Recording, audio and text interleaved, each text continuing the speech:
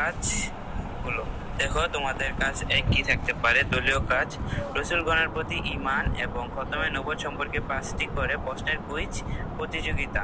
দেখো, কুইজ প্রতিযোগিতা এরকম হতে পারে, রিসালা শব্দের শাব্দিক অর্থ কি? যেমন রিসালা শব্দের শাব্দিক অর্থ হচ্ছে চিঠি, বার্তা, সংবাদ ইত্যাদি। মানবজাতির মধ্যে শ্রেষ্ঠ মানুষ কারা? নবী রাসূলগণ। হযরত ইব্রাহিম আলাইহিস সালামকে আল্লাহ তাআলা কি বলে আখ্যায়িত করেছেন? খলিল বা বন্ধু। জগৎ সময়ের জন্য রহমত হিসেবে আল্লাহ তাআলা কাকে প্রেরণ করেছেন? হযরত মুহাম্মদ সাল্লাল্লাহু আলাইহি সাল্লামকে। আল কোরআনে কতজন নবী রাসূলের নাম এসেছে? উত্তর হচ্ছে 25 জন। আর খতমে নবুওত নিয়ে কুইজটা কিরকম হতে পারে দেখো, খাতামুন শব্দের অর্থ কি? শেষ বা সমাপ্তি। নবুওতে সিলমোহর বলতে কি বোঝায়? নবুওতের দায়িত্বের পরিসমাপ্তিকে বোঝায়। আমি শেষ নবী, আমার পর আর কোনো নবী নেই। এটি কোন গ্রন্থের হাদিস? উত্তর হচ্ছে তিরমিজি। বনী ইসরায়েলের নেতৃত্ব দিতেন কারা? উত্তর কি? নবীগণ। ইসলাম পরিপূর্ণ পূর্ণাঙ্গ হয়েছে কার মাধ্যমে? রাসূলুল্লাহ সাল্লাল্লাহু আলাইহি সাল্লামের মাধ্যমে। তারপর আছে তোমাদের কাজ 2। দেখো, কাজ 2 কি আসতে পারে? একক কাজ আসতে পারে, সমাজে প্রচলিত শিরক শনাক্ত করে দ্বিধা, দ্বন্দ্ব, বিভ্রান্তি দূর করো। দেখো, সমাধানটা কিরকম হবে? যেমন আমার সমাজে প্রচলিত শিরকগুলো কি কি? ভাগ্য গণনা করা, মাজারে সিজদা করা, রাশিচক্রে বিশ্বাস করা, কবরে সিজদা করা। এটা এরকম তোমাদের একক কাজ থাকতে পারে। তারপর আসি কাজ 3। কাজ 3-এ তোমাদের দলীয় কাজ থাকতে পারে। যেমন দলীয় কাজটা কিরকম? যে কোনো একটা তোমাদের নির্ধারিত বিষয় দেওয়া দিব, নির্ধারিত বিষয়ের মধ্যে তোমরা উপস্থিত বক্তৃতা প্রদান করবা। যেমন নির্ধারিত বিষয়টা এরকম হতে পারে, প্রথমে প্রিয় উপস্থিতি, হাসরতে একত্রিত হওয়া মহান আল্লাহর হুকুমে হযরত ইসরাফিল আলাইহিস সালামের সিংহায় ফুৎকারের মাধ্যমে সবাই পুনরায় জীবিত হাসরের ময়দানে একত্রিত হবে। এই দিন সবাই নিজ নিজ কর্মফল পাবে, তাই এই দিনকে বলা হয় ইয়ামুদ্দিন বা কর্মফল দিবস। প্রিয় সুধী, কিয়ামতের দিন পৃথিবী পরিণত হবে একটা উদ্বিগ্ন সমতল প্রান্তরে। মানুষের জন্য সেখানে কেবলমাত্র পা রাখার জায়গা থাকবে। আসলে দিনের দৈর্ঘ্য হবে আমাদের গণনায় 50,000 বছরের সমান। আর এ দিন প্রত্যেক মানুষ ভীত শঙ্কিত চোখে কবর থেকে বের হয়ে আসবে। তারা বলবে, হায় আমাদের দুর্ভাগ্য, কি আমাদেরকে নিদ্রা থেকে জাগিয়ে তুললো। কাফেররা বলবে, এটা তো কঠিন দিন। সাহসী সকল মানুষ হাসরের ময়দানে একত্রিত হয়ে যাবে। সেদিন প্রত্যেকে নিজেকে নিয়ে ব্যস্ত থাকবে, এমনকি সেদিন মাতা পিতা তাদের প্রিয় সন্তানকেও কোনো উপকার করতে পারবে না।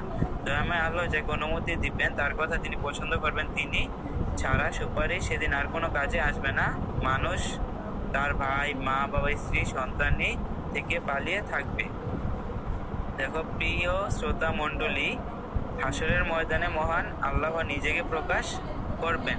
পরম করুণাময়ের সামনে সকল আওয়াজ স্তব্ধ হয়ে যাবে। সবার আমলনামা পেশ করা অপরাধীরা তাদের আমলনামা দেখে ভয়ে বিভ্রান্ত হয়ে যাবে। তারা বলবে, হ্যাঁ আসলে কেমন আমলনামা, ছোট বড় কোনো কিছুই বাদ যায়নি। সেদিন মুমিন পুরুষ মুমিন নারীদের সামনে তাদের ডান পাশে নূর ছুটতে থাকবে। মুনাফিক পুরুষ মুনাফিক নারীদের ডেকে বলে, তোমরা আমার জন্য একটু থামো, যাতে আমরা তোমাদের আলো থেকে কিছুটা আলো দিতে পারি। বলা হবে, তোমাদের পিছনে ফিরে যাও এবং আলো সন্ধান করো।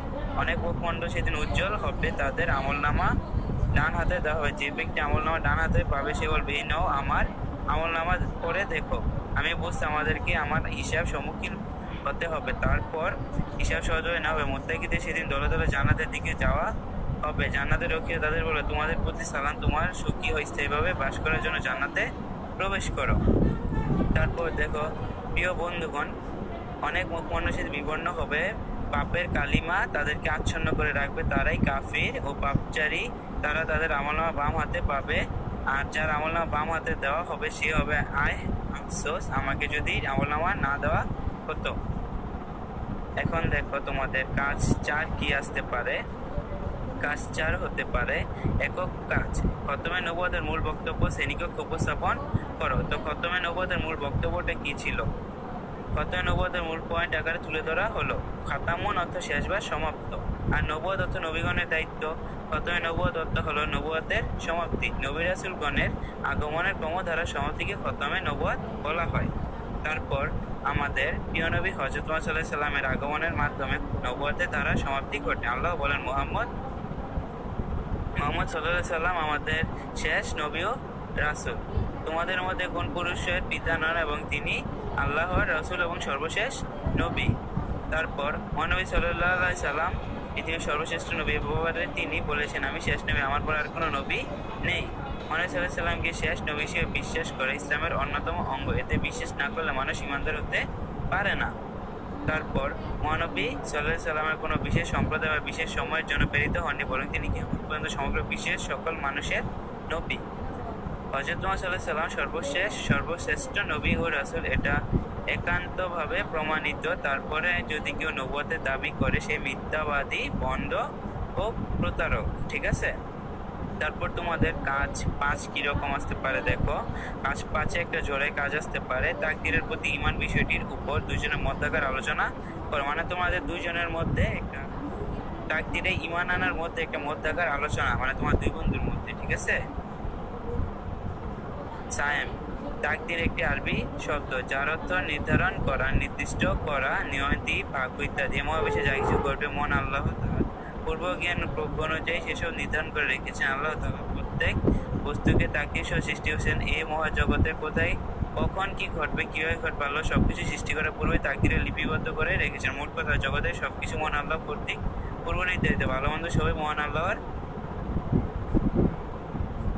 তারপর নাইম কি বলছে দেখো। তাকদীর 2 প্রকার। তাকদীর বাম অর্থাৎ অপরিবর্তনীয় তাকদীর, এবং তাকদীরে মুআল্লাক অর্থাৎ পরিবর্তনযোগ্য তাকদীর। তাকদীরে মুবরাহাম কখনো পরিবর্তন হয় না। তাকদীরে মুআল্লাক নেক আমল, দোয়া ইত্যাদির মাধ্যমে পরিবর্তিত। এই ব্যাপারে মহানবী সাল্লাল্লাহু আলাইহি সাল্লাম বলেন, দোয়া ভাগ্যকে পরিবর্তন করতে পারে, নেক আমল বয়সকে বৃদ্ধি করতে পারে। তারপর সাইম কিছু কথা বলে দেখো। তাকদীরে লিপিবদ্ধ মানুষ ভালো মন্দ কাজ করেছে, এই বিষয়টি গায়েব। এগুলো তোমরা সবাই রিডিং করে নিবা, বাকিগুলা ওগুলা তোমরা সবাই যে রিডিং করবা। আর নাম কি বলে, যে ব্যক্তি আল্লাহর দেখানো উত্তম পথে চলার চেষ্টা করে আল্লাহ তাআলা তাকে হেদায়েত দান করে, আর যে নিজেকে পথভ্রষ্ট করে তার জন্য সাহায্যকারী নেই। তাই আমাদের তাকদীরের উপর বিশ্বাস স্থাপন করতে হবে, সে অনুযায়ী চলতে হবে। আল্লাহ আমাদের সবাইকে তৌফিক দান করুক, আমিন। ঠিক আছে, এই ছিল তোমাদের কিছু দলগত কাজ। আশা করি তোমরা দলগত কাজ, একক কাজ, জোড়ায় কাজ, ঠিক আছে, প্রথম অধ্যায় থেকে পরীক্ষা আসার মতো আশা করি পরীক্ষায় এখান থেকেই আসবে। গত পরীক্ষা তোমাদের যেই আমি নমুনা প্রশ্নগুলো দিয়েছিলাম পরীক্ষার কিছুদিন আগে, ওইখান থেকেও তোমার যেন প্রশ্নগুলো দিয়েছিলাম সেখান থেকে অনেক কিছু কমন এসেছিল, আশা করি এখান থেকেও আসবে।